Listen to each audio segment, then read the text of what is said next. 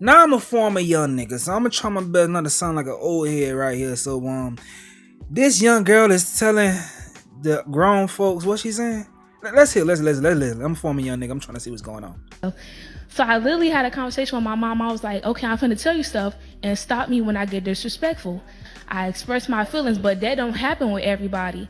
And so when I was standing up here and you guys were like, don't belittle your children, but the whole statement of you're not on my level sounds like belittlement to us.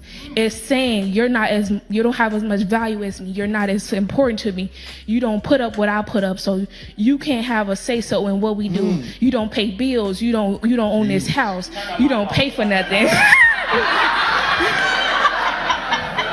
So and it's that's good. And it. Go ahead. And when you bring up the stuff that you do for your children, it makes us feel like a burden. It makes us feel like I can't wait till I grow up so I don't have to be a burden to you anymore. If you say it's like when people be like your parents had a life before you, it make you feel like I made you so miserable and bitter and like I just don't want to be here anymore because you don't want me to be here anymore. So why should I be here and put my best foot forward if the person who gave birth to me and made me come in this life doesn't want me? How am I supposed to look at somebody else for love if I feel like I'm not getting love at home? What do you do when you want to have somebody to talk to, but they like you can't talk to them? You go to somebody else to talk to, and that's not who you want us to talk to. How am I supposed to come and talk to you, and you don't listen to me, but somebody else may listen to me, but they not gonna treat me how you want me to be treated? You love me, but you don't show it. But they don't love me, but they act like they love me. So I'm going to go to the person that acts like they love me, and not the person who. I'm going to go to the person who acts like they love me. Pause. So for all my other former young niggas and niggas, y'all remember that Lauryn Hill skit on the Miseducation of, and then she was like, what's love? And the girl was like, love. I know I said girl, but it's actually a boy. Music lovers, please forgive me, please. She sounded like the girl that's describing love on that damn on that interlude, that skit. If y'all know what I'm talking about, smash the like button. If you have never heard one of the best albums ever, The Miseducation of Lauryn Hill, check that out. But let's get back to it. I'm sorry, I just had to say that. Y'all know I do my own thing on my channel. I'm gonna go to the person who acts like they love me, because when you grow up like this and you grow up with people who emotionally stunt your growth, you go looking for other people and you insecure. You go looking for other people for sex, for people who gonna tell you, oh, you're pretty. That's why the first person to tell you you're pretty, I'm glad my mama never. They say your parent and your family is your first bully, point out every insecurity you have, and then you want your kids to feel beautiful and smart and go to school with people who telling them the same thing you tell them. That's why every single chance I see any young black woman in my family, they all black, of course. Well, some that's not black. Yeah, I have a mixture of my damn family. But anytime I see them with natural hairstyles, I always compliment them. They have braids or anything, especially young girls. I say, you look pretty, I love your hair. Every single time I see that shit, because I want them to be proud of that and think about that over and over again. Like, give them that confidence in their natural hair, their natural styles. Don't think they have to make themselves up in someone else's texture or whatever like that so they can feel good enough. I try my best to be that voice in them. Whether they want to value my voice or not, that's up to them.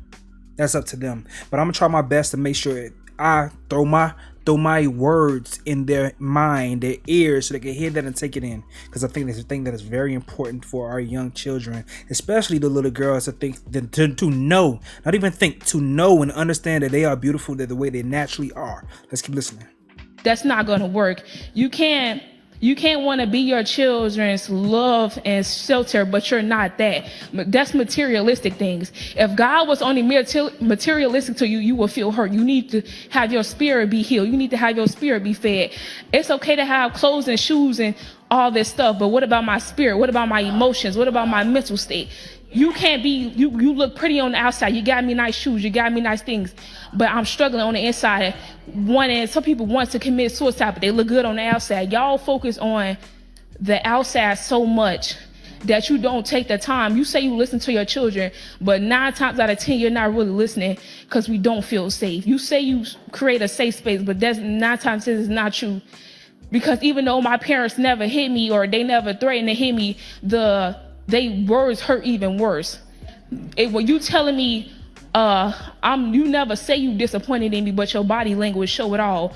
You look at me like I'm just some, like you can't believe you raised this. Some people say to tell kids, I can't believe I raised somebody like this. Well, if you raised me so beautifully that you said you is, how come I ended up like this? It's a lot of things that go into having a kid, and some people end up resenting their kids when they have them too young, or they have them with the wrong person. Some people just realize that sometimes it's too late to recognize the trauma, because when you get older and I don't have to spend time with you, how often do you see me? Ooh. When I don't have to live with you no more, how often do you see me? Oh shit. When I have some people get jobs, some people hang out with friends' house because they don't want to go home, and you refuse to recognize that you yourself have caused your child's trauma, whether you want to admit it or not. And that's the issue. Hey, that's facts. That's facts. So I'm proud of the young lady and what she had to say right there. I'm so proud of that. She started out kind of iffy when she was talking about far as the belittling thing, but she was basically speaking on the type of way that a parent may speak to a child that can be belittling. Because even though, yes, parents, when it comes to decisions in the household, they're looking at it from a different vantage point that you would never understand as a child until you become an adult and have to factor in so many more things that makes much more sense to the decisions that they may make financially, even for you feel me, or just things that they know that you just haven't even scratched the surface of trying to understand yet. A lot of your parents have forgot more shit than you ever even thought of, so that caught me off guard at first. But when you're speaking from a person that's purposely belittling their children because they look at their children as a burden, an unwanted burden, or they look at their children as a symbolism of a horrible past relationship, and then they project all their frustrations on their children, whether it's their lifestyles or what they're going through, everything is on that child, then yes, I can understand that perspective of everything she's saying. And yeah, children do receive trauma from their parents. I've seen children grow up happy until their parents divorce, and then it's just totally different people, totally different trajectory for what they was gonna be in their life, and that shit just fucked with me, seeing the change, the change that I've seen some young souls, some young bright souls just turn to dark. I've seen parents that still trying to live their life, and they give a fuck less about pouring life or spilling life and giving life to the children. They try their best to like get what they can out of life because they haven't finished living it. I guess the child came too soon. You feel me? And they don't even pour into their children's interests or pour into their children's dreams or pour into their children's goals because they're still dreaming. They're still upset because they didn't get their goals. So they're trying to like jam their life and their fantasies into their children's life and their fantasies, and they're still young. They haven't matured yet. They're never gonna mature to the point of like, okay, I gotta put my shit on the back burner because I have this young person. I gotta make sure every single opportunity, every single option is open for them. Because shit, if I do that for them, then what about me? And it sucks as a parent, but as a parent, you really gotta live like that. I'm not a parent yet, but I'm not a parent yet because I understand that point. I'm not a parent yet because I know at some point when I do become a parent, my selfish wants and needs are going to change. If it's a random night and I just want to fucking just go ahead and just do whatever I want to, have a drink or some shit, or splurge money or some shit, I can do that if I want to. But sometimes I'm not going to do it. Why? Because I'm still thinking I want to have a child in the future, so I'm still putting money to the side right now, even for my damn self, because I want children in the future, or if I just want to just do some stupid shit with spending money. But if you have a child, you have to think twice about that shit. If you have a child, you can't just hop and go to Dubai, hop and go to Tulum. You feel me? You can't just hop and go to Cabo. You can't just hop and go to damn Hawaii, whatever you want to go, Aruba. You can't just go and hop and go do that because you got to think. Unless you just have a ample amount of crazy excess resources and money that you ain't got to think about the college fund. You ain't never gonna complain about this child needing extra money to do whatever they want to do in their future, to help them get to whatever goal they need as far as a job, you set and you don't have to think about that shit at all. So you can go ahead and splurge stupid money on a pointless vacation. A pointless vacation with your girls. Vice versa to men. Gambling money and shit like that. Going to the strip club, blowing cash, giving cash to random ass little skeezers, slurs and shit like that.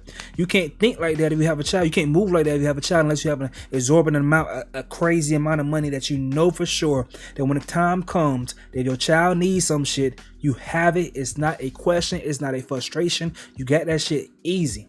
But people put themselves in positions that they don't even get to that point. Or people, when they get children, too damn selfish. Too damn selfish. They want to think for themselves. And I understand you're still a person. You know, I understand you're still a person. But it's like when I was growing up, I just felt like my mother always put my needs first. I just felt like my needs were always first. And I appreciated that. And I think about that damn Kurt Franklin song.